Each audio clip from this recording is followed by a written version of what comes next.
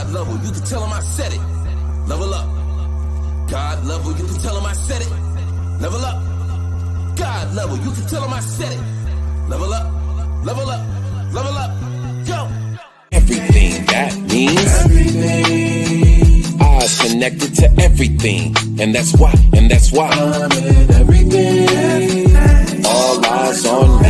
All eyes on everything. That means everything. Eyes connected to everything. Just so you know, John does all our music. All the music that you hear in the background belongs to John.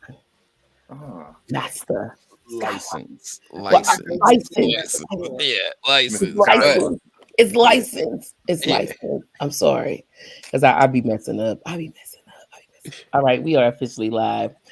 This is Things That People Don't Want to Talk About, brought to you by God Level. Hello to the new Facebook user. I don't know who you are. Please, I'm going to have to remove that because I get sidetracked. This is Things That People Don't Want to Talk About, brought to you by God Level. That will be me. My name, my brother will caution me, but my name is Renee. I'm originally from St. Louis, Missouri. I'm a mother. I'm a nurse. I'm an entrepreneur. There he is. Speak of the angel. Yeah. Speak of the angel. I created this podcast a couple of years ago to talk about things that affect us in our community. I see the numbers have been going up, so I want to just take our time to thank everyone that has been watching, that has been sharing, that has joined the Facebook group, and to my panel for all of us coming together here Tuesday and giving the people what they need. John, you want to go ahead and represent yourself? John Skywalker, the Sly Talker here, lyricist, spoken word artist, martial artist, personal trainer, lover of life, student of psychology, and I'm a father who has 5 hip-hop albums streaming on all major music platforms now. Dimensions, Higher Dimensions, Final Dimension, Law of Affirmations, and Light Benders. Real hip-hop, positive hip-hop. Go ahead and listen to that. Stream it up. Look for John Skywalker. Absolutely. Bless. King Newborn, you want to go ahead and represent yourself? Peace. This is King Newborn. You can follow me on all social media platforms. And as always, I say, I am of service to myself, to the community, and to the podcast. Appreciate God Level for having me. Peace. I appreciate you being here. We'll talk about the story later with him. AP, you want to go ahead and represent yourself? Yes, my name is AP. I'm here. I just started my new not-for-profit Sisters Empowerment House. So seeing us doing big things pretty soon in the community. And I'm excited to be here.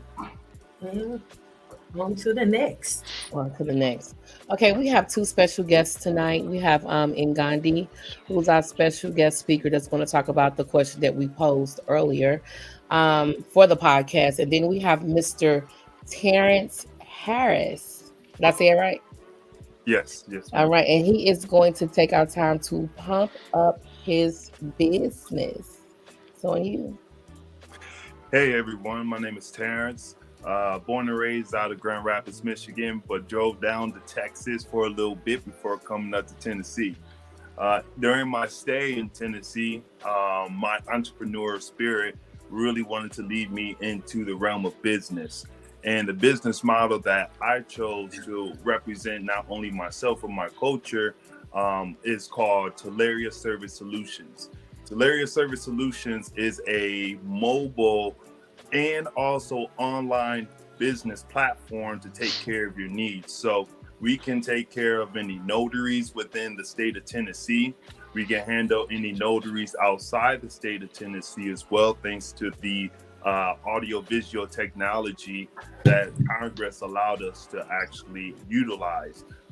On top of that, we actually process what's called an apostille.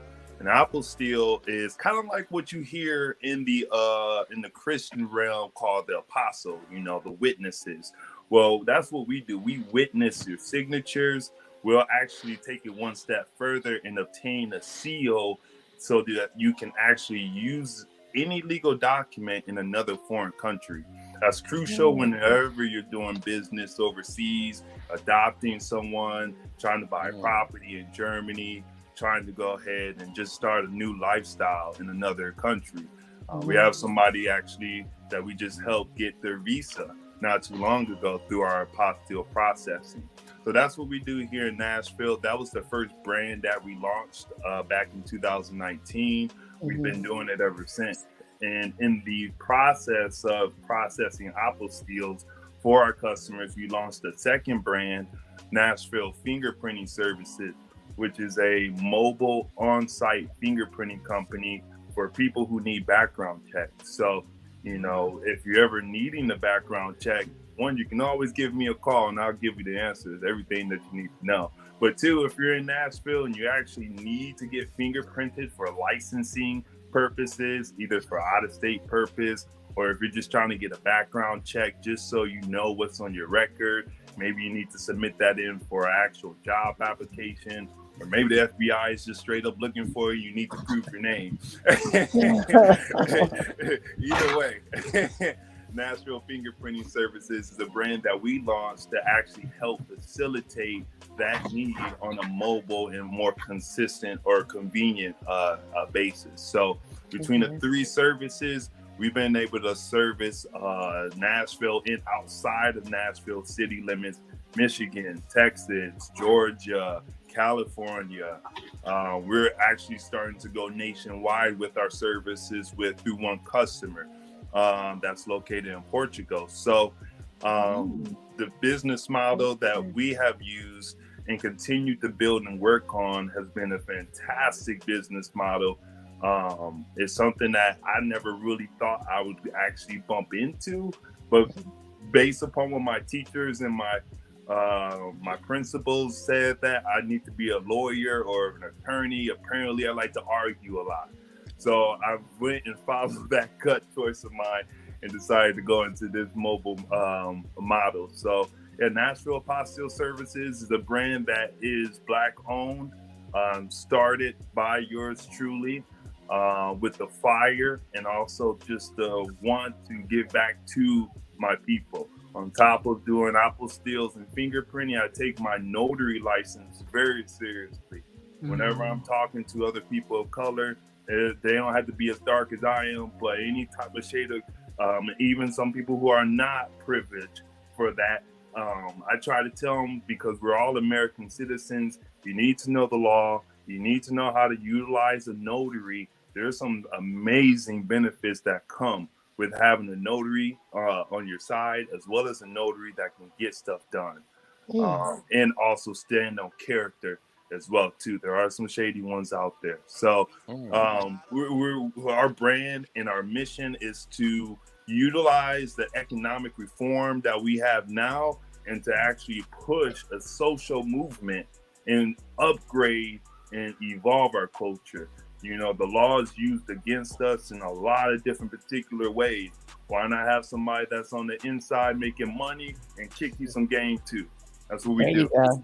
That's what's up.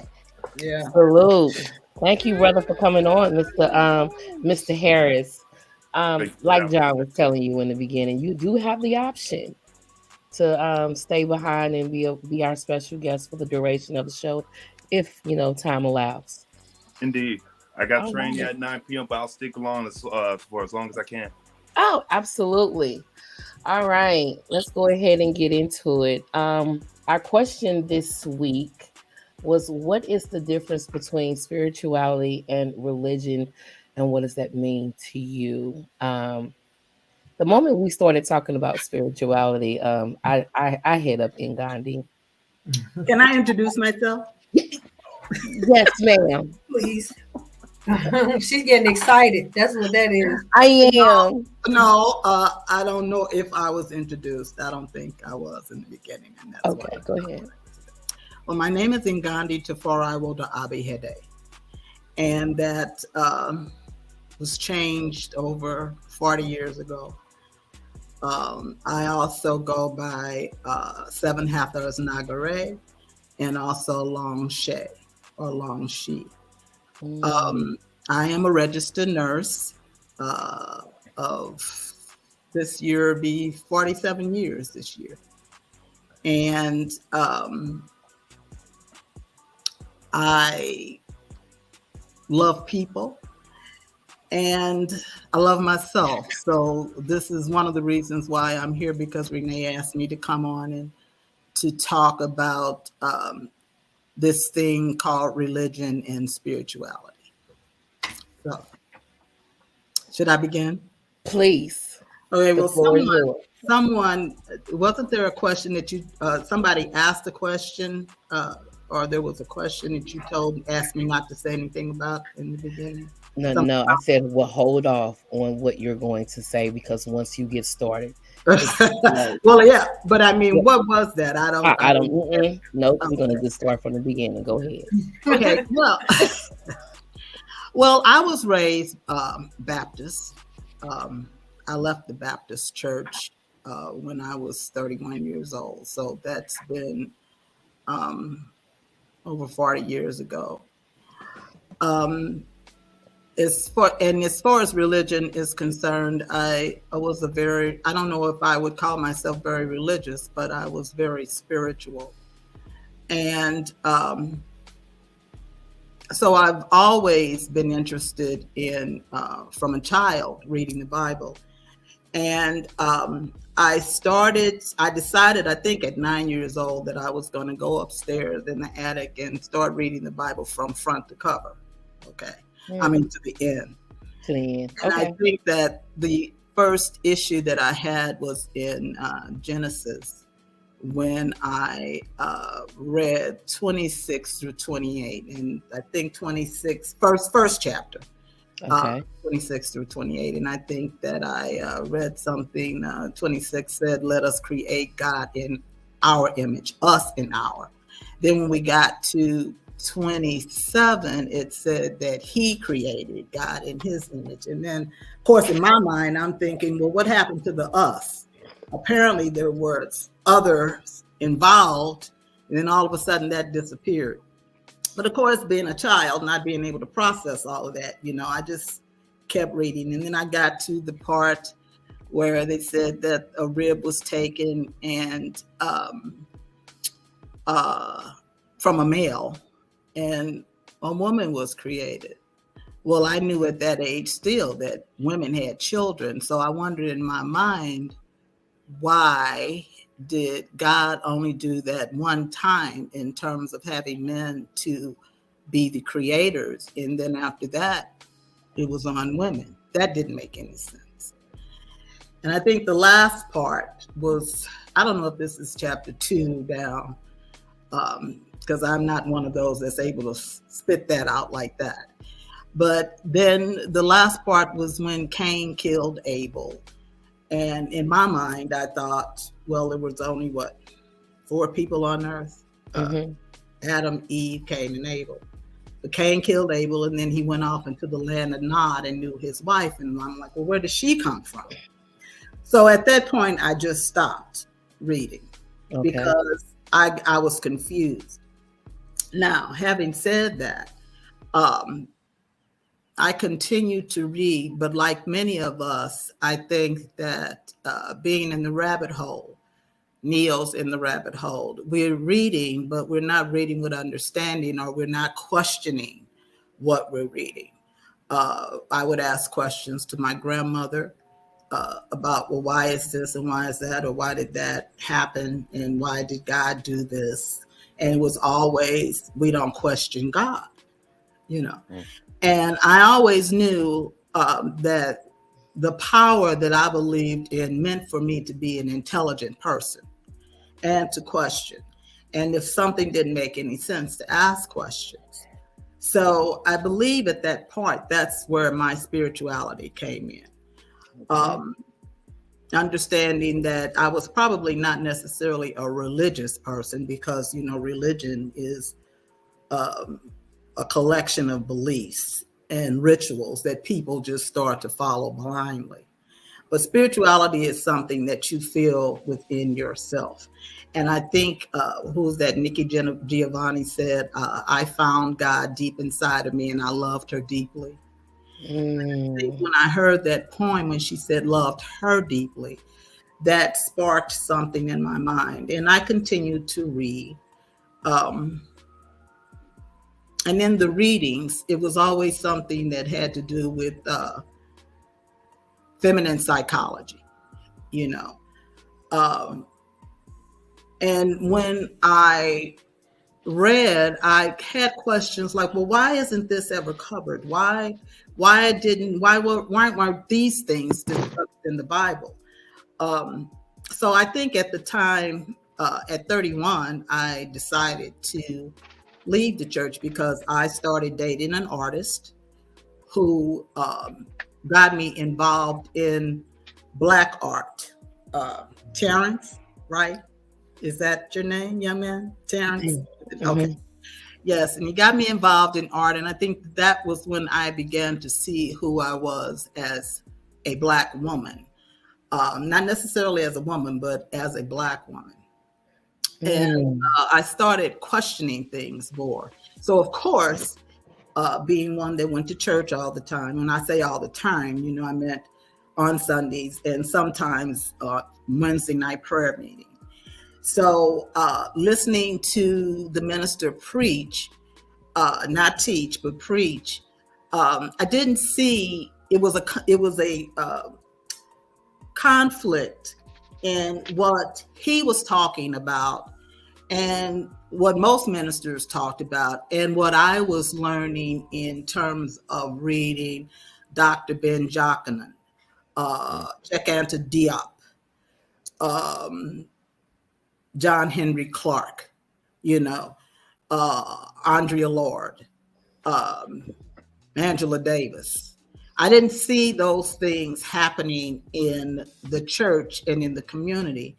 And from what I understood and what I was reading there, or by them, we were supposed to be doing something as a church in the community, and that didn't happen. So I decided that I was going to lock my hair. I wore dreadlocks for about 30 years.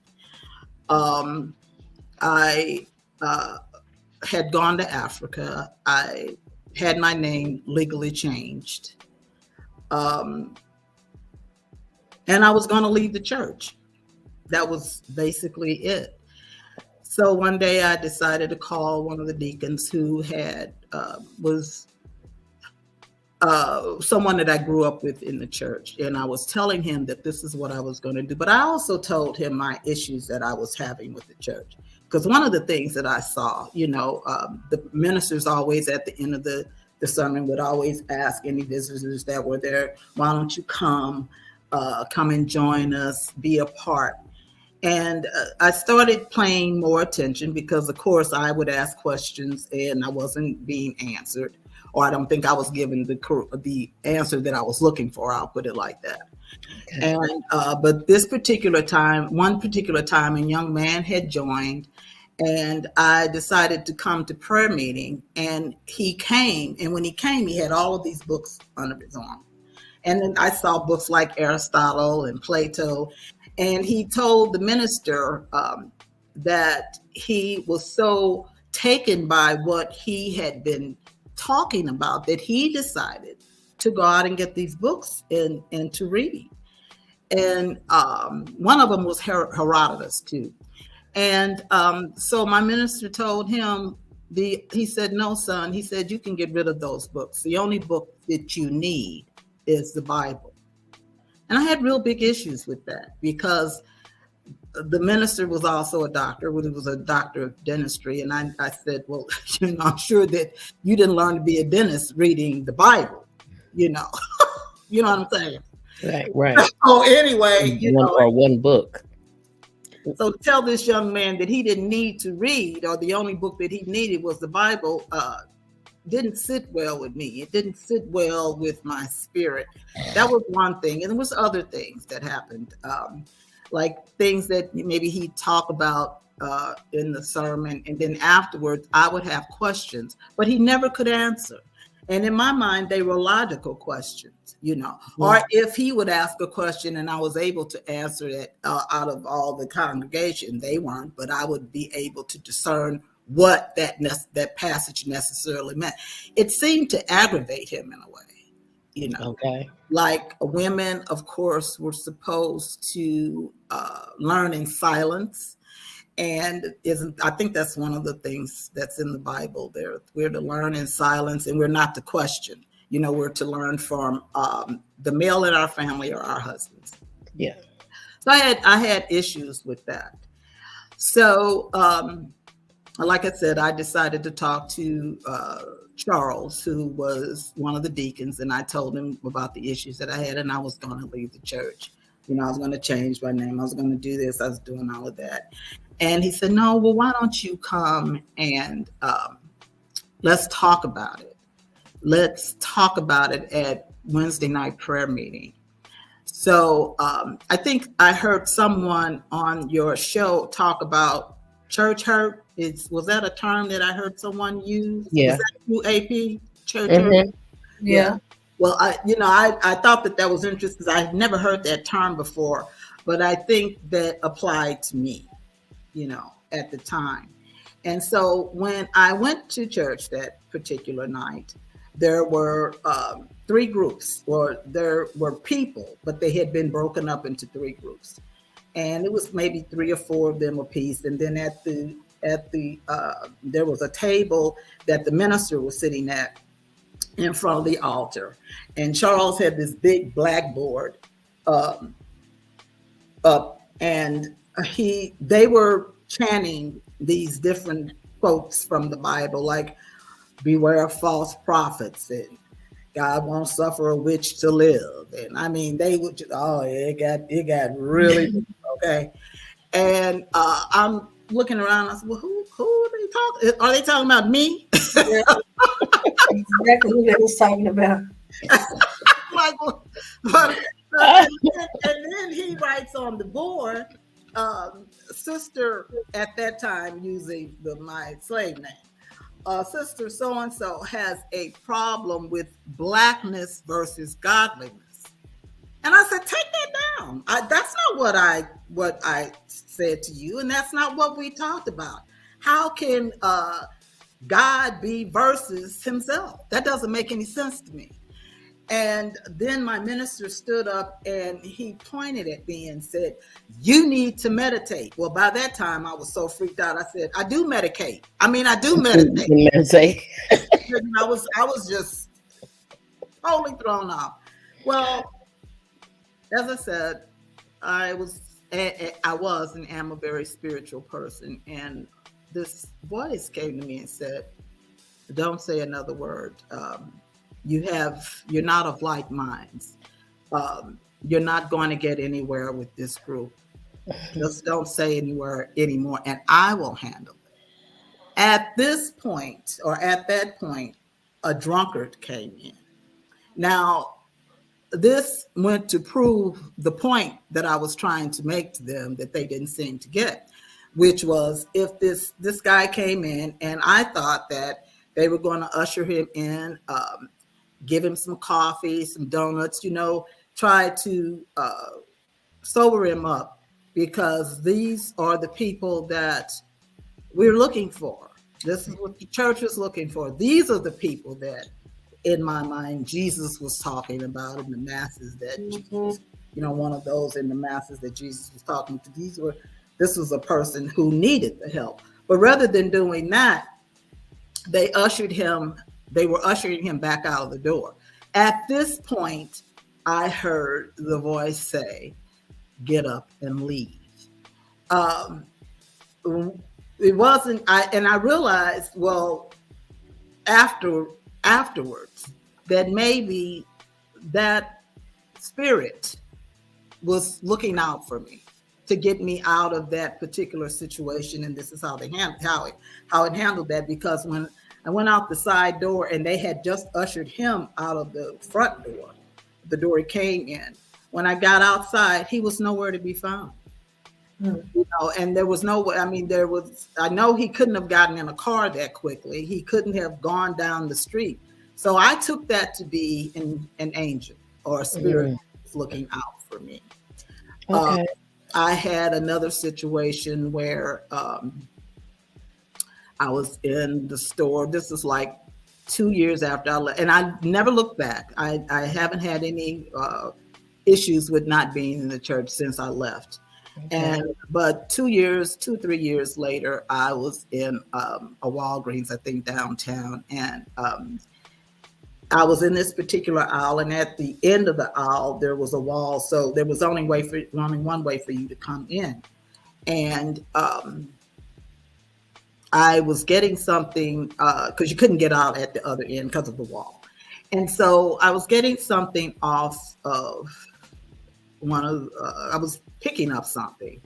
And all of a sudden, this little lady, black lady, was standing there in front of me. And I was like, well, where did she come from? And she said, hello. She said, I just want you to know, she said, my name is Ollie Griffin. She says, and I want you to know that what you're doing is the right thing. This is what Mother wants you to do. She said, you are locking your hair, you've changed your name, you are studying who you're going to be, and you have been studying who she is, and the truth will come to you. Just Mhm. continue doing what you're doing. And I said, oh, thank you. Well, I looked away for a second to put this item back on the shelf, and she was gone. And she couldn't have gone out the way she came that I came in. I mean, she couldn't have Mhm. gone the other way. So I said, okay, well, here was another spirit. So the point that I am trying to make, telling you all of that, is spirituality is real. It's different from religion because, like I said, religion is a set of rituals that we follow from some book, you know, that's been laid down for us, and we're not to question. But spirituality comes from that. You can learn from that book or books, but you have to search. And I am an avid believer that you're going to find what you're looking for. People think that their lives won't change. But no, if you keep dealing with what's in front of you and you don't do anything about it, then that's what's going to always be in front of you. You have to change the vibration. You have to change the frequency. You have to change the sound. You have to change those things. And when you change those, then you'll be able to see those other things change. I asked Renee what started her with this, and she said it was just time. She made that decision to do what she's doing with this podcast. I listened to Terrence talk about what he's doing with his business. He made that decision to make that happen, and it's happening. I spoke to John Skywalker before the show started, and he was telling us about how he got started. So I'm saying that goes for all of us. If you do not change what's in front of you, then it's not going to change. So that's basically kind of it. I mean, unless somebody has some questions. I do. I do. Once you left the church and you started down your spiritual path, what books did you start to pick up and read beside the Bible?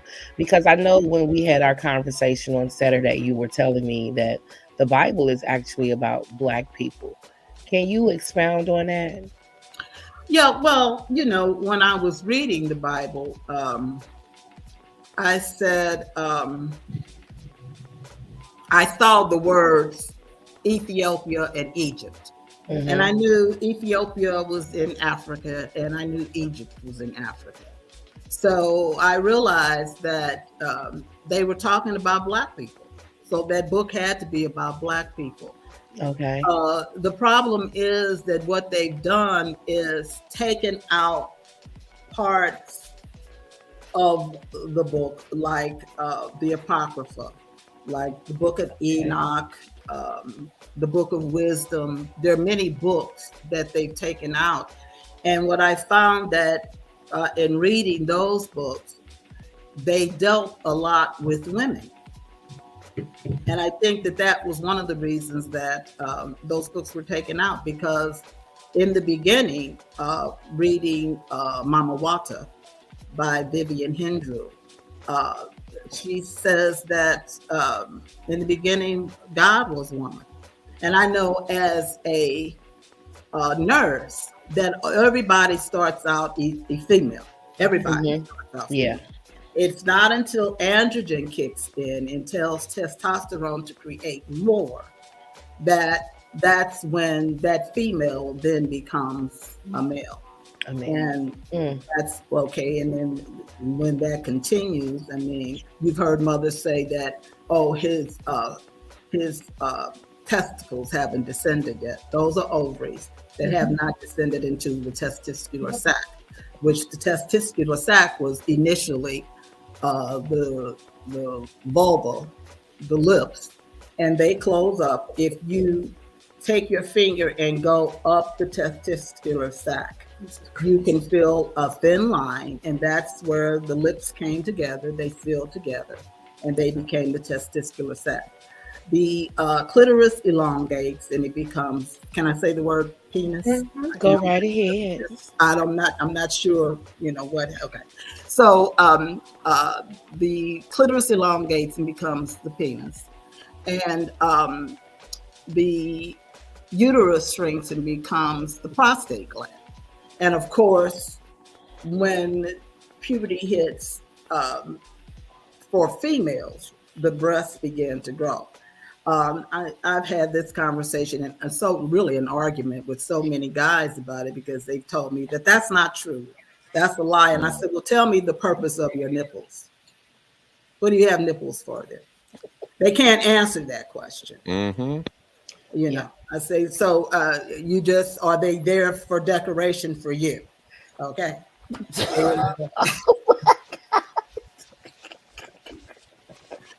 I mean, you know. Oh, And then, so you asked me about the book. So I started reading, what was it? Gods of the Egyptians, volume 1 and 2 by E. Wallace Fuge. And one of those, you like that, huh, Skywalker? Some of these that you David, I'm like, okay, she's well read. And Terrence reads a lot too. He reads more than I do, so he knows. I know he knows what you. Yeah. So you know, the she god Neek says that she was the first, and that she created through parthenogenesis, which means that you do not need semen. She didn't need semen. She already had that in order to create. And there's a story in one of the books, The Gospel of Thomas. And I think that's by someone named, he's an Indian guy. His name is Bhagavan Iyer. And because, you know, there are many books written about the Gospel of Thomas, but this perspective comes from a Indian guy. And he talks about how Sophia, the she god, Sophia, decided to create something that was different from her. She wanted to create a being that was different from her, but she got in trouble because she did not communicate with the creator first. Now, he doesn't specify whether the creator was male or female, but from the readings that I had done, I chose to believe that she did not collaborate with the great mother, the great African mother on that. So she created this being that did not look like her. And it gives a descriptive detail about how it looked, but for all intents and purposes, in my mind, it was a male. And this male was not, he was ignorant, and that he thought that it was just he and his mother. He didn't know that there were other cosmic beings around. So he decided, she hid him because she was trying to hide him from, the mother. Now that Marsha Stafford. Oh, God. Excuse me. I need to turn that off. She was trying to hide it from the mother. Now this story kind of coincides with the it coincides with the story of Enlil and Enki. And that's why I said you have to read, because you've got to. Marsha Staffy Heritage.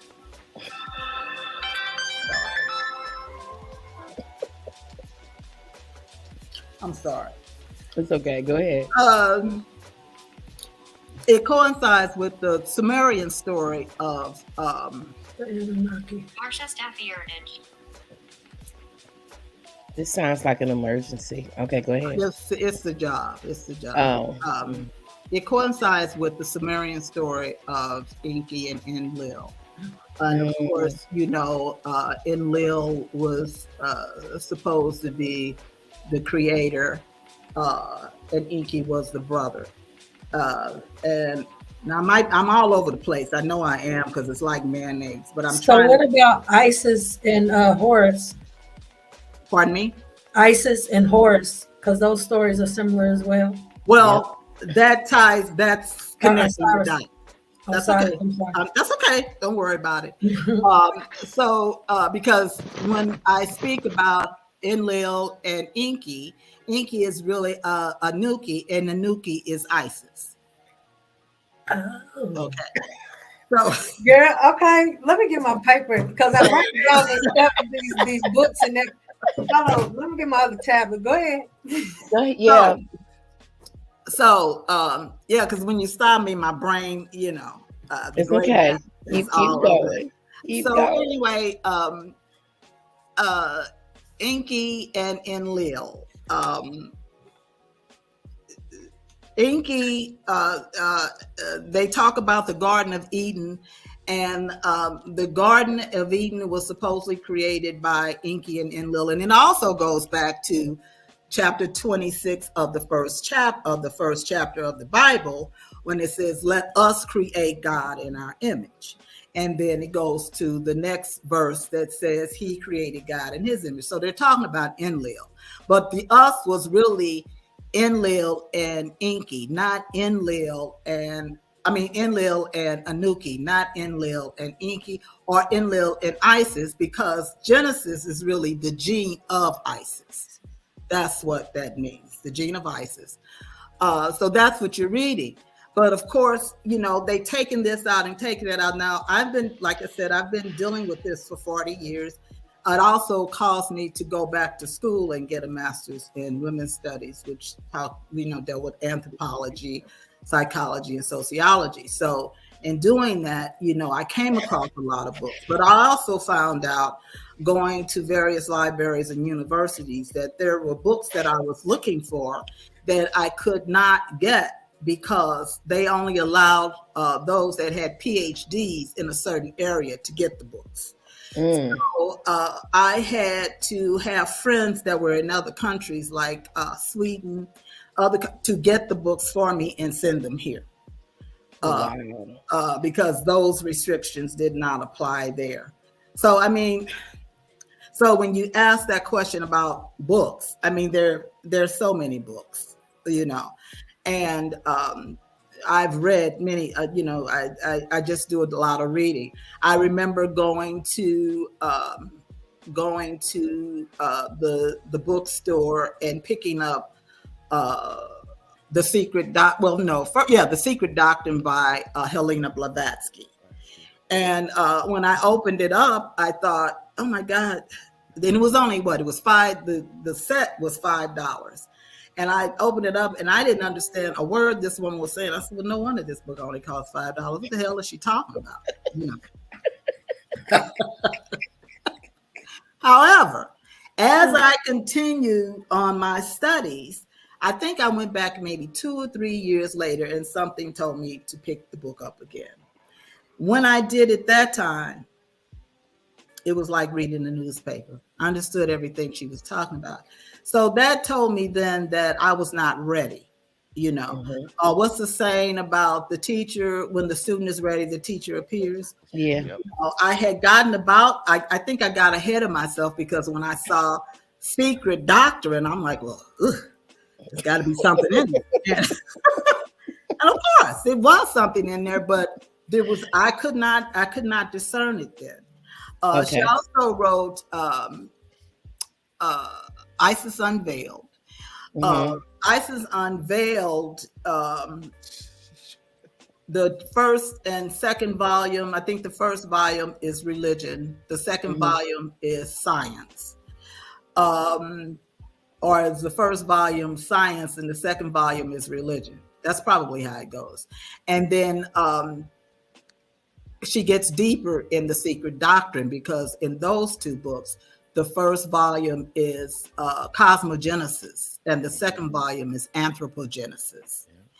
So, you know, reading those, you really had to take your time. And I am not going to say that sometimes reading with the herb helped, okay? Because it opens up that third eye and things that you would not necessarily understand comes to you then. I should Mm. if I know if I just tell me if I'm No, getting you're good. okay. You're Okay. good. I don't want to know. So anyway, when you asked the question, AP, about what about Isis and Ra, that was really Anuki creating her son Ra when in the Sumerian tablets, they were black people as well. They talk about Eden, of course. That was really a lab that they created, that she actually, Anuki, actually, or Isis, or Ishtar, or Hathor, or any of her names, because she's called the goddess of 10,000 names. You can call her any name, you know. This is where she took a part of a gene and she placed it inside herself. Of course, the serpent is one of her animals, and she placed it inside of herself, and then she created. Excuse me, Marcia. I'm gonna have to call you back. I'm on a radio show right now. I have to call you back, dear. Don't you work tonight? No, I'm off tonight. Remember? You told me the 27th. No, and I gave you the date again. I said to the 20th. I got the text in my phone. Yeah, but we talked yesterday, and I said, Thank you. Thank you. I'm sorry. I just went ahead and muted it. I appreciate that. Yes, because she's going. Oh my God. She's naming off some books I've never even heard of. Man, she is well read. Woo! Thank First you. off, secret doctrine. That just Google it real quick. That book is thick, yo. And then the way that it's worded, the way that it's worded, man, it takes a while. The secret doctrine. Wait, hold on for a minute. Go ahead. Is she done? Oh, it's actually 3 books because the secret doctrine, the third book of the secret doctrine is occultism. That's the third book. Now, for people who have an issue with that word, occult simply means hidden. Yeah. All religions are cults. All of them. So for the Christians out there who think that I'm speaking blasphemous, that's fine. But when I was growing up, there were 2 books that you had in your library and or in your house, and that was the Bible and a dictionary. Yeah, those were the 2 books that you had. So it was mandatory that we learned when we were learning things that you learned from the book, and from with a dictionary. The other thing too is I'm a collector of dictionaries, because I had found that what they do over periods of time, they take out words and insert words. Because I remember as a kid, my uncle, who's a surgeon, used to say, we couldn't say ain't in our house. Ain't wasn't a word. He would always say ain't isn't a word. It's not in the dictionary. At that time, it was not in the dictionary. It is in the I came dictionary. up during that time. Well, not that, but during it, I think that changed like in the 90s. Yeah, But yeah. It wasn't in the dictionary. So that's why it's important for us to use when we're studying dictionaries and not this Wikipedia stuff that they have, because that belongs to them, and they're going to change things as they see fit, you know. Yeah. So I mean there's so many books. There's so many out there for you to read, but the one I want to comment on too is Hebrews the Negroes, that Jay, I don't know if you've heard of Dalton, the guy that wrote that book. Well, last year when all this stuff came up with Ye and Kyrie Irving, remember, and Kyrie, all he did was just put a documentary. Yeah, he just put the documentary up. He didn't say look at it. He didn't comment on it at all. He just posted it on. It's like we all do. You see a video or a book or something, and you may not comment on it. You just put it up there. And he got all of this flack for doing that, and was labeled anti-Semitic. And I remember his saying, "I could never be anti-Semitic as long as I know who I am." And I'm like, brother, why don't you just tell him that you are a Semitic person? Right. Because the word, if we're, let's get away from the word anti-Semitic, then what does the word Semitic mean? It means of Afro-Asiatic descent. So if you are an African, you are a Semitic person. There is no way that the Ashkenazis could possibly be the chosen people. And in fact, on one of my on my Facebook page, I posted something from the video, because I looked at the movie, because he had it in two parts, and it took me all week to look at the movie. And I remember I was taking pictures of various excerpts from the movie. I mean, for me to have in my library, and I posted it. And they admit that they were not the chosen people. They said that they have stolen the information, and that was the greatest coup that they had pulled off, was to lie and have Black people thinking that they were the chosen and that we were the whatever they say we are. And that's a lie, So unless you are doing the research for yourself, like last night I was telling Renee that I got into this disagreement with this young man who was on, I think it was Instagram. I believe so. And he said that the heart wasn't a pump, that the lungs were a pump, and that we he called me Mrs. Thomasina, like Uncle Tom, Mrs. Aunt Thomasina or something like that. Oh yeah, AP, that's what he called me. And he said that I had learned in the school of lies, and that the lungs actually pump the blood to the heart, and that they were the pump, and that the heart, I don't know what he said the heart was. But so I said, no, that's not the case. And after he called me Uncle Thomasina or whatever, he said, and you learned in the wrong school or whatever. I said, no, actually I learned by being when I was in school. Yes, participating in an operation and actually seeing the heart pumping blood to the various organs of the body. And so, it was that kind of argument. But I don't deny that science has its issues, and that they're not always being honest with us about Mm-hmm. particular situations, like the vaccine. That was a joke. Um, if you haven't taken it, don't. And if you did, don't take it anymore. Okay. Because it actually takes, I know I'm kind of veering again. It's okay. But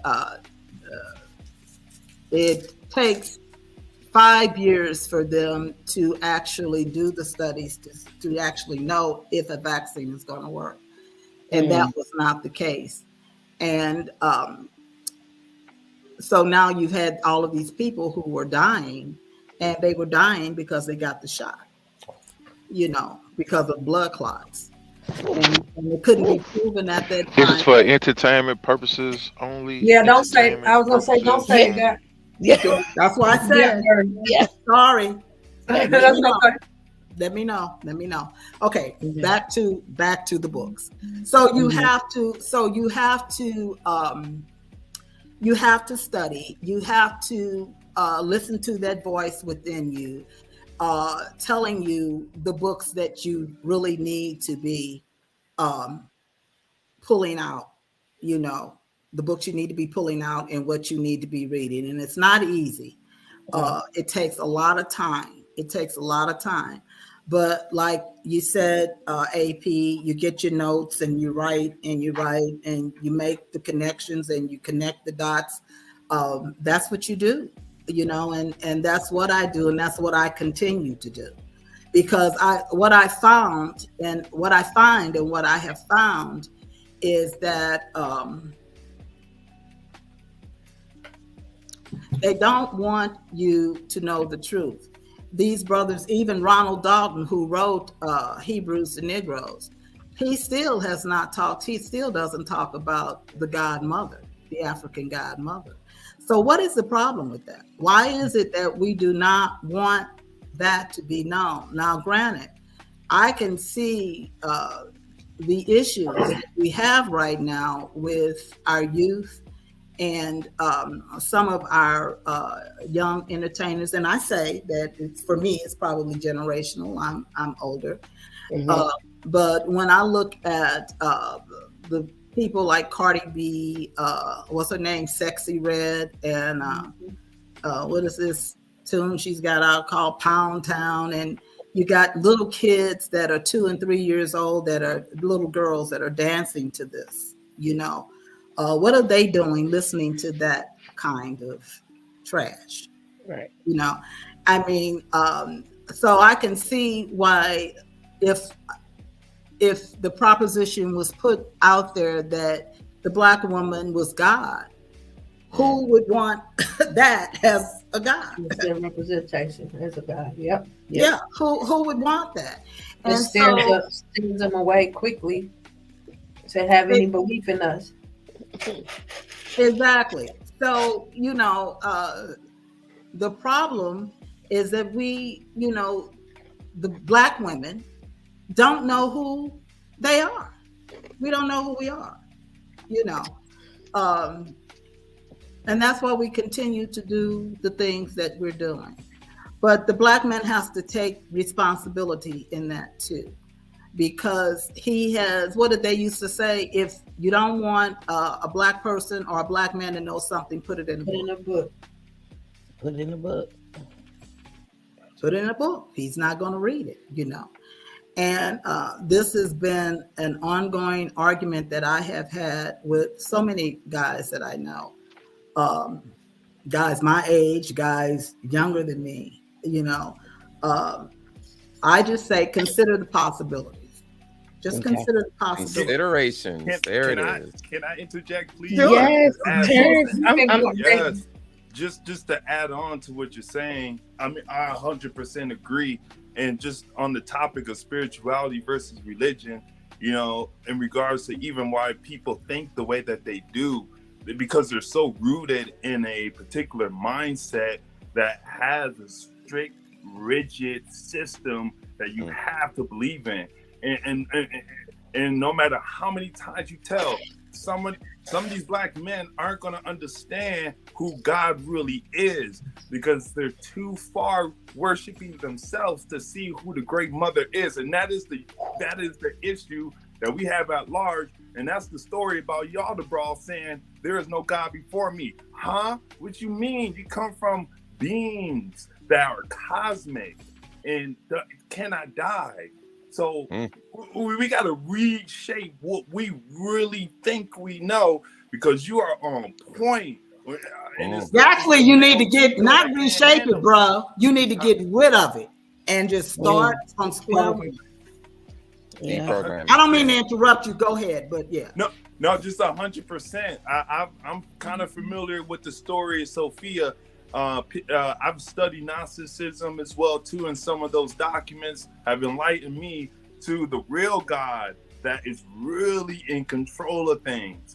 And that's why I'm shaking in my chair, because I actually think that one of the reasons why my generation in particular, especially with this alpha male, red pill community at large, it is proof that there is something stirring in us men that's uncomfortable. And that uncomfortability is taking the responsibility, because there's something in the black woman that terrifies not only us as men, but that other boy who thinks he's ruling the world. And when that fire comes out of the black woman, that is when we're gonna have order. And that's true. That's true. You know, they have suppressed it so much that they don't want that to come out. So it's so much they have suppressed it and made us feel as if we are not worthy or not able or not capable. The most disrespected of any person is a black woman. Yeah. And that's the truth. And they don't see that. You know, when you see the picture of Ra or Horus sitting on the lap of Isis, suckling at her breast, actually, you know, the lap of Isis was the first throne. The throne is the lap of the mother. And in the book, The Secret Doctrine, it says that she says the man knows his mother before his father. And see, all of this makes sense to me. And this is things that I have said, and I know these are just downloads, but I have said to people, every human being's first love is a woman. So doesn't that make sense that we would be the ones that shape and structure and mold all of humanity? And that, of course, you know, Minister Farrakhan said, you got an ignorant woman, you got an ignorant nation. Yeah.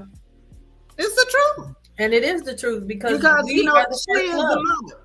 Yeah. You know, when they say God, what was the saying? Another saying used to be "Mama's baby, Daddy's maybe." Daddy's maybe. You know, well, you know, she knows who her baby is because she had that baby, but he's not quite sure because he doesn't know who's touched her. And that's why one of the things that they did in Africa, they started this thing called FGM, which is female genital mutilation. And it's thousands of years old. I believe from my research that it began when the Hebrew Israelites, the Black Hebrew Israelites, made their covenant with the Yahweh God with the circumcision. So when they had to remove the foreskin, their foreskin, they also cut off her clitoris and sewed up the vagina, to the point where it was a video that I looked at where this sister was talking about it. And she was talking to this room full of American doctors. And one of them, of course, is tell me if I have touched on something I shouldn't be talking about. Okay. But he said, well, why are we getting involved in that? Because that's their culture and that's their religion. They should do what they do, you know, and this is supposed to be a rite of passage for women. But the problem with that is that they don't use clean, unsterile tools when they do it. It's done in some hut. and they showed pictures. Alice, I think it was Alice Walker who did a video and the book about it, and it's called Warrior Marks. And they showed pictures of the instruments that they use, old rusty instruments. So these girls either got infections from the rusted instruments or they bled to death. Wow. You know, and the woman that was telling the story, telling these doctors that she said that she would always, she'd had to explain to the guy that she was dating before they became intimately involved that she wasn't right down there, you know, that they had done something to her. And there was one girl, and then they showed a picture of this little girl where they were holding her down, and she was crying, screaming for her father to come and save her from that, because thinking that he would come and save her, you know, not knowing that that's part of the culture, and that if she did not have it done, she would be ostracized from the community. She could not get a husband because it's required. It's required. And this is an age-old thing. So again, here, again, in my mind, this is what they were doing to eradicate and eliminate the great African mother. When you read Jeremiah 44, I think it's, if you look at verses 10 all the way down, but it might be chapter 17, where the men are saying, they start off talking about when Jeremiah is trying to convince them that they need to start worshiping the Yahweh God, and that if they didn't, these horrible things were going to happen to them. And they said that it wasn't them, it was actually their wives that was doing this. But the women said that when they poured libations to the Queen of Heaven, when they poured libations to her and they burned incense to her, that their tables were always filled, and that they saw no evil. But and so this is the Enki, this is the Enlil Enki story, because in that story, which is the book of Enoch, which is really the book of Anuki, okay, in that story, they become enemies because they say it's two men, but it's really the brother and the sister, you know, fighting. Oh wow. That's what this is. And of course, and when I get this pushback from men about that's not true, this is from they said this and they said, and I said, well, of course, that's the narrative that you're going to spew, because you do not want to accept that your mother was God. But they look to her for everything. Everything else. I know my son does. Whenever he needs something. Mm-hmm. I'm just saying, you know, and I'm not male bashing because I love my son dearly. But I'm just saying, you know, that's the deal. And until we come to this realization of what's really happened to us and who we are, especially Black women, we're never going to rise above and back to who we were at this juncture. But I am an avid believer where it says, as it was in the beginning, so shall it be in the end. So if that was the beginning, if the mother was the beginning and she was here, Mama Wata says 2 million years before she decided to create the Y chromosome gene. If she was here, then she is coming back. But see, the problem is you're seeing this now in terms of the female, that matriarchy being out there, but she's projected herself in an incorrect way. And this is not the way we want to see ourselves. I was just looking at something the other day where they were talking about these lyrics that Cardi B and Nicki Minaj and all of them write. They said that they're not really writing these lyrics, that they're written by men who tell these, you know, these lyrics, and they're to say it, you know, and they don't know. The Black man does not know that he's pimping his mother. He's pimping his sister. That's who he's pimping when he puts that kind of stuff out there for her to do, you know. And it just, Oh, I just received a download. Like that's purposeful because the best way to keep us down as a women to keep us down is to use our men. That's why you have so many women that are so emotionally out of whack and so mentally not together Exactly. because they are so. Woo, And now, what are they doing? Especially in the white community. Well, let me take that back. Especially in certain communities. YT.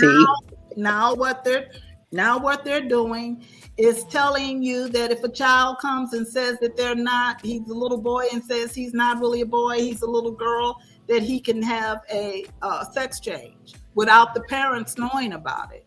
Now, when I was in school, these kids, there were kids that had these types of issues, but what the doctors always recommended was that to the parents was that the term for it is a mental disease, and it's called gender dysphoria. And what the doctors would recommend is that they wait to the parents that they wait until the child is at least in their teens, but the best age would be between 25 to 27, because that's when your brain has really reached its sexual maturity. And they would be able to make a more logical decision about whether they would want to have this procedure done to them. Most of them found out that what they really were was just gay, and they decided not to do those horrible things to their body. Because the thing is that once that happens, you cannot reverse it. It cannot be reversed. No. So then you have these men that have had that done, talking about they had a period. There's no way that they can have a period. They have to have a womb to have a period. What they're having is some probable delayed bleeding from this wound that has been created, so they want to call it a vagina, and it's not that. It's a womb.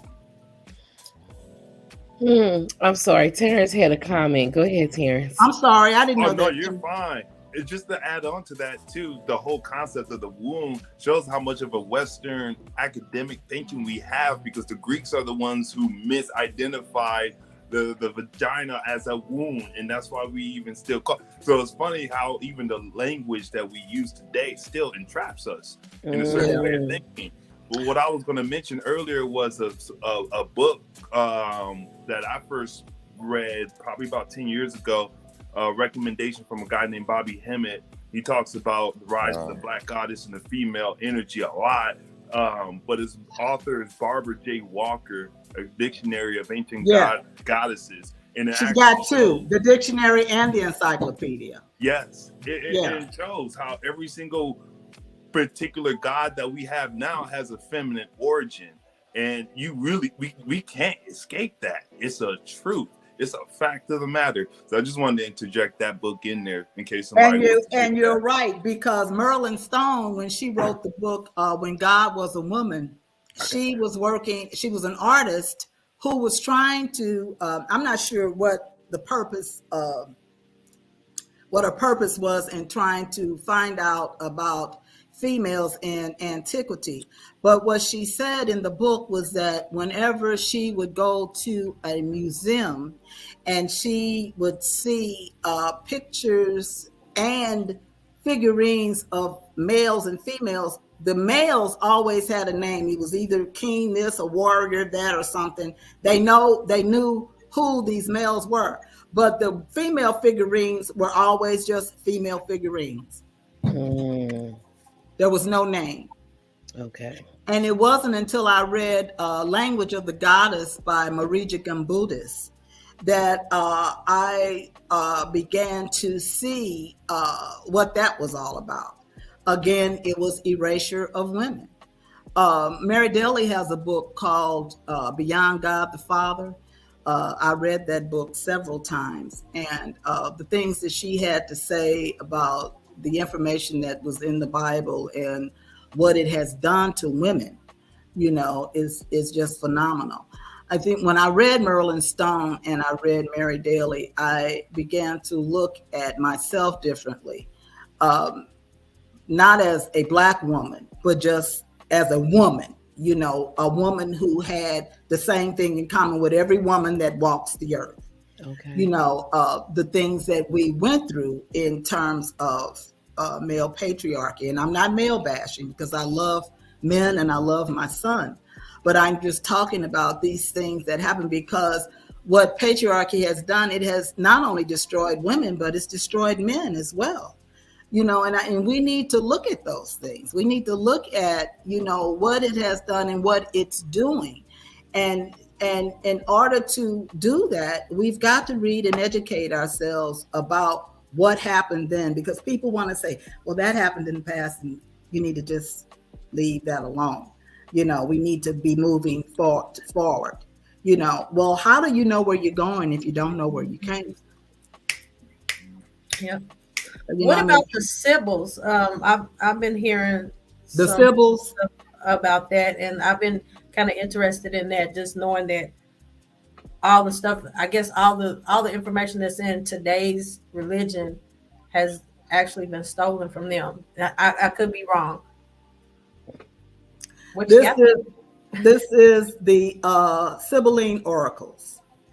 That book is a book that was written by, I can't think of the guy's name, but it was written back in the 1800s. But he admits that in the book that it's been plagiarized, and they've taken out a lot of things. But the Sibyls are African. They're not African.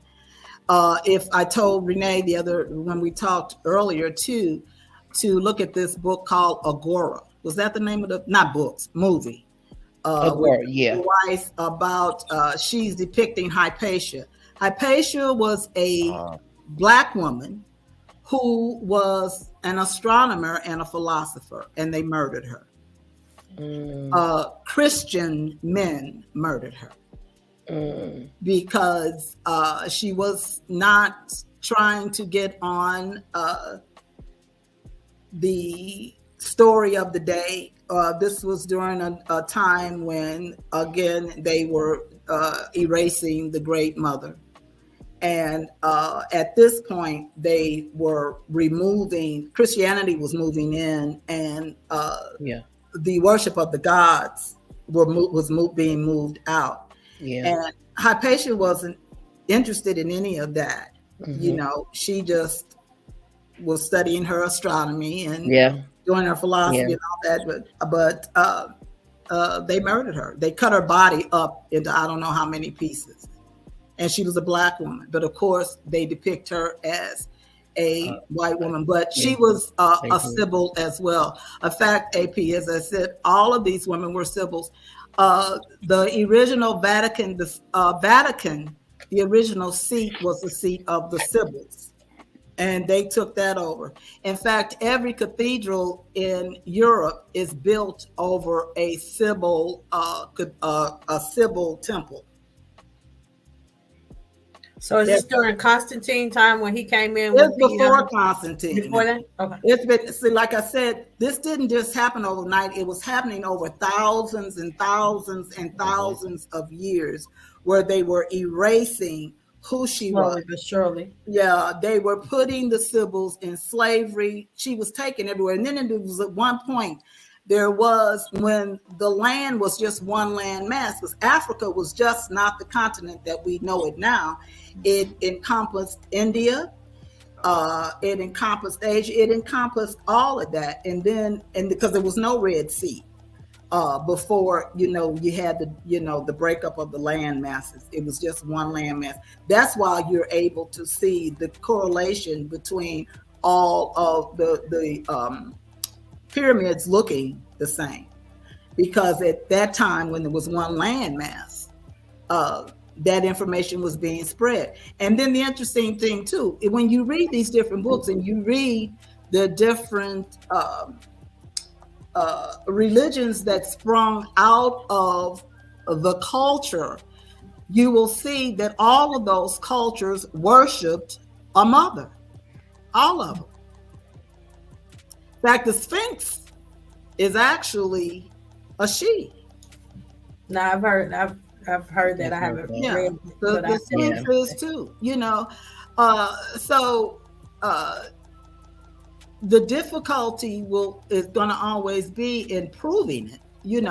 But that's why you've got to get these books. And again, that is why they have made it difficult for you to obtain the books when you go to these different or these various colleges, because they have that information locked up and they don't want you to have access to it.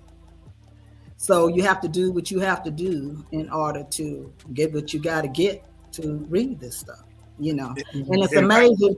Go ahead. If I can interject just one moment as well too, and just note that a lot of in my research, a good amount of the wiping out of the Great Mother took place in Egypt as well too. A lot of it came with the high priest trying to consolidate their power and ultimately rise against the Pharaoh, because the Pharaoh itself is more like a governor who sits on the throne of Isis. So who are they really trying to take over? And when you see about the parallels of ancient Egypt and who they were fighting, I personally think that we start entering into the realm of the stories of Atlantis and how a lot of the feminine energy that controlled the planet was centered around that culture. And of course, we got from Atlantis and then Egypt. It kind of makes the connection, especially when you start peering into Akhenaten and even how his body was almost like a womanly body.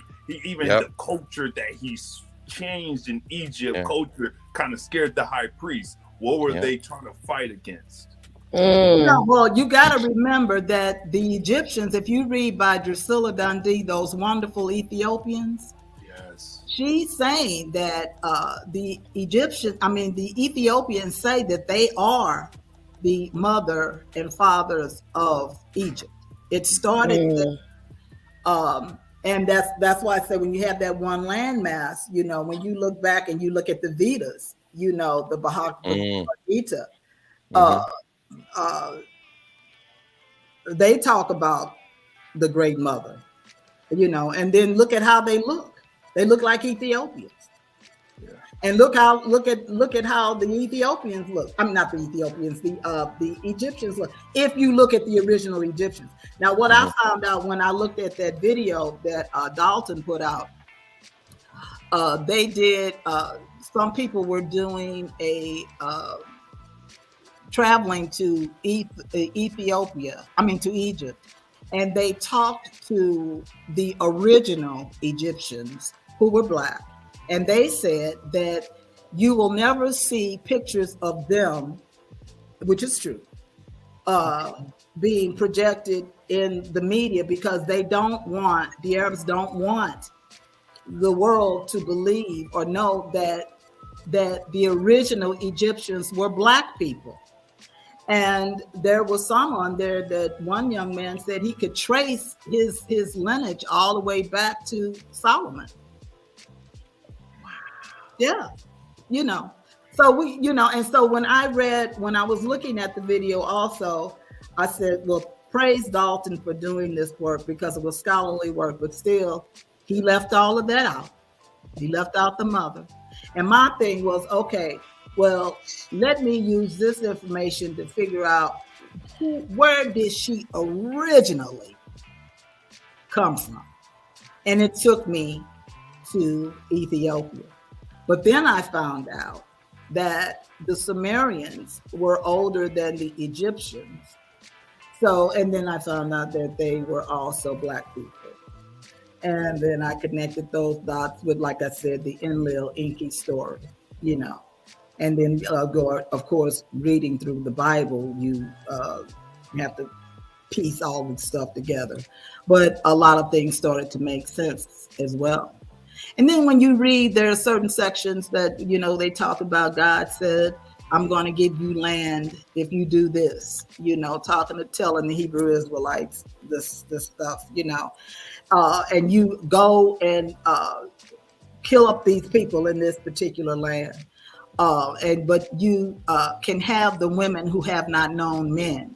And somebody said, well, how would you know that? How would you know that they haven't had known men? Well, he's talking about virgins. But see, a virgin, the word virgin originally meant a woman who had not been married. That's all that meant. It didn't mean that she had known a man. It just meant that she hadn't been married. That was a virgin. Oh, okay. Okay. Yeah. So, it's, it's a lot. It is. Why? But anyway, and then, he says, kill up these people. And I'm like, okay, so this God is talking about to kill these people so you can have this land. Somebody is already on it. So you can have this land. Kill up the men, kill the children. Kill the children. So what God is talking about, killing children, killing families. But this is who they follow. And again, this is why I said you don't think about that when you read it. What does that mean? Killing? Why are you doing that?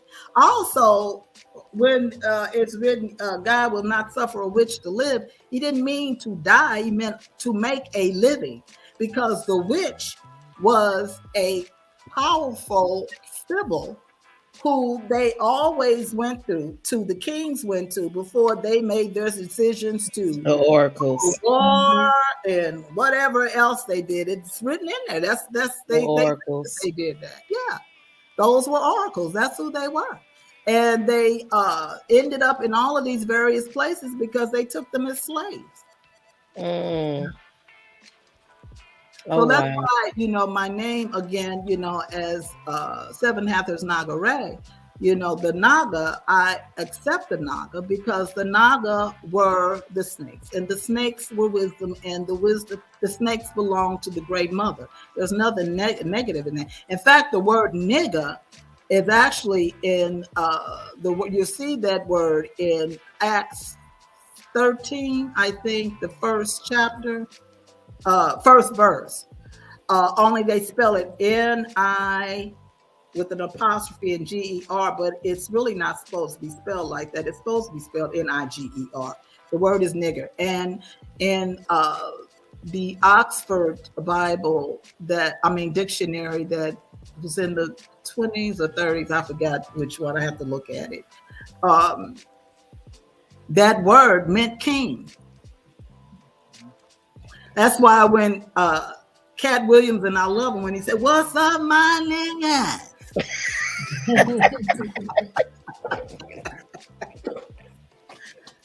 The boy has studied. He knows what that means. Mm-hmm. And we got issues with it, but they've taken so many of our words and symbols, like you talked about, Terrence, in Barbara G. Walker's I don't know if it's her encyclopedia or the dictionary. The swastika belongs to the great African mother. That's her symbol, which Hitler took. And when you look at the word Ashkenazi, look at how that's spelled at the end. Nazi, it's Nazi. He was a Nazi. Yeah. I mean, he was a Jewish. And they took that word too. Yeah. I mean, so you have to read between the lines. Read when they say something, what was it that they didn't say? When you read something, what is it that they're not saying? That's the way you have to look at it and connect the dots. I looked up that chair in the Vatican. It is absolutely gorgeous. And it looked like the sun could be just sitting just right there. That is beautiful. And if you saw it closer, you will see where another chair is under that. That's the chair that the Pope sits in, but the larger chair belongs to the Great Mother. And then again, why is it that those popes are praying to a black Madonna and child? Yeah. What's that about? Yeah. The Russians don't have any, they got it all over Russia. They don't have any problem with that. But see, when you go to Washington, when you look at all of those buildings, look at those buildings and look at the architecture of the building. What are you seeing when you look at that architect? That's nothing but Africa. That's what you're saying. Oh, wow. Yeah. Yeah. Oh, my God. So I want to thank you for coming on. Do y'all have any questions for Ms. Ngandi before? Because we're coming up on 123 right now. Do y'all have any questions for her? AP, Terrence, Master, King, Newborn. There's a question down at the bottom. Is it? 8:13, man called. What? You see at the bottom? I don't know. I don't see it.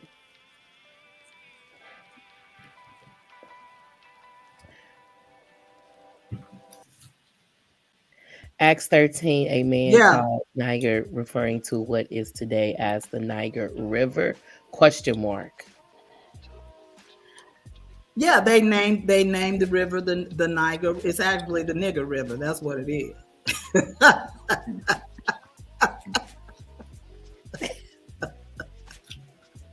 And so it's the River of Kings, I guess.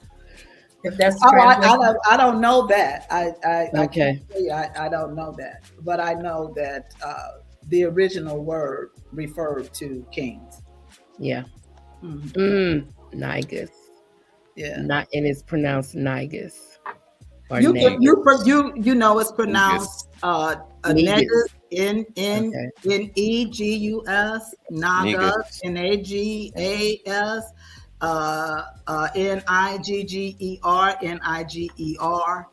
You know, it's spelled various ways. Oh my God.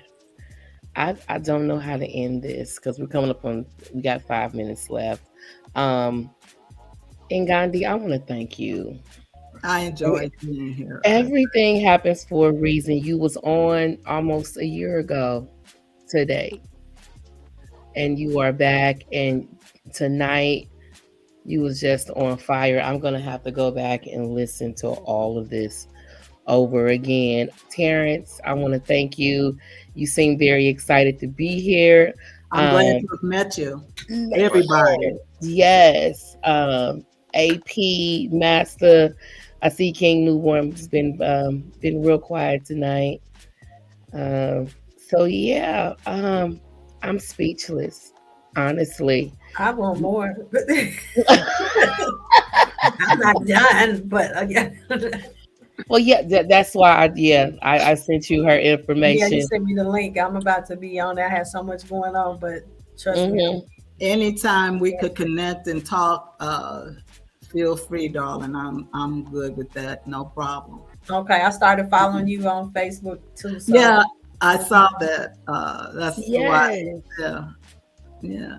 I don't post as much as I used to. I came on in 2013, and I used to do a lot. In fact, nobody was talking about astrology until I started talking about astrology. Oh wow! Nobody was doing that. There's a lot of things that wasn't being discussed until I started discussing it, and now it's just all over everywhere. But that's what it's supposed to be. Each one, reach one, teach one. There you go. Yeah, that's what. And if like if I'm wrong about something, if it's something that I said that was an error, correct me, because I'm still learning. I'm 71 years old, and I'm still learning. The books that she has in her possession, like the back shot of what you see, that's nothing. That is nothing. The dictionaries, oh my God, a 1611 Bible. That's the first ones, ain't it? Yes, James. in her collection. Oh wow. The books that she has, like I need to go over there and just take a picture of everything. Like I'm so serious. And so yes, I want to thank you for gracing us with your presence this You want to evening. let Terrence just plug his business one more Plug time? yourself again, Terrence. Oh my God. What's up? I'm sorry. Plug yourself again. Just plug yourself one more time. Yeah, Nashville Fingerprinting Services, Nashville Apostille as well too. We do notary, fingerprinting, apostille service to go, and we'll even share a little bit of education if we got the time. All right, there you go. Oh my God! With that being said, we're coming up on a minute. Go ahead. Here we go. No, I was just gonna say, it was to meet all you guys. Thank y'all for the opportunity here as well. I learned a lot, and I can't wait to hit the books now. Man, I got a whole list here. Yeah, you was over there writing. Terrence was just like making these faces every time she threw up. Right, he It just was light like, up. yeah, Master was like, Yeah, yeah, well, because right. man, Like, I read, but he reads more than I do. So I okay. know there was some books. Yeah, you It's a you lot was on the of phone with your job and they was complimenting you on your books, like, oh, she's well read. Yeah. Well, like I said, it's taken years and hours, and I can't tell you how many hours of reading that I put in. Sometimes I would start at 3 o'clock in the afternoon, and I would look up, and it's 6 o'clock in the morning. You know, Wow. it's a lot of reading. You know, Yeah. and I was just going through my Blavatsky, and I said, "Oh my!" Because I have conversations with my books. I write all in the on the pages, in the under the paragraphs, you know, in the margins. And when I looked at it, I said, "Oh my God, have I read all of this?" You know, I couldn't remember all of it. I said, "Oh, well, I did read that," and I go back and I look at the notes because that's important. And it's also important to make notes because it lets you know where your mind is at that time. You know, what you were thinking at the time. And when you go back and look at it again, and you see that you've grown since then and something else may have happened, you know, that you didn't know about, that you can piggyback off on that information, you know. And the thing about when I study, books are everywhere. They're all on the floor. You know, I'm picking up all over her bed. They're on the bed. They're everywhere. You know, they're just everywhere because one book leads me to another book, which leads me to another book, that leads me to another book. You know, References, yeah. References section. Yeah. That's how it is. I mean, that's the deal. So thank you so much for having me. I hope maybe one time I can come back again. Definitely. Yeah. Definitely. It was a treat. It really was. All right, don't go anywhere. This is God Level from Things People Don't Want to Talk About. I want to thank everyone for jumping in on tonight's live. I want to thank our special guest, Ngandi. I want to thank Terrence Howard for pumping up his business, AP for being here, King Newborn, and Master John Skywalker. We will see you all back here next week for current events. John, you got me? Salute.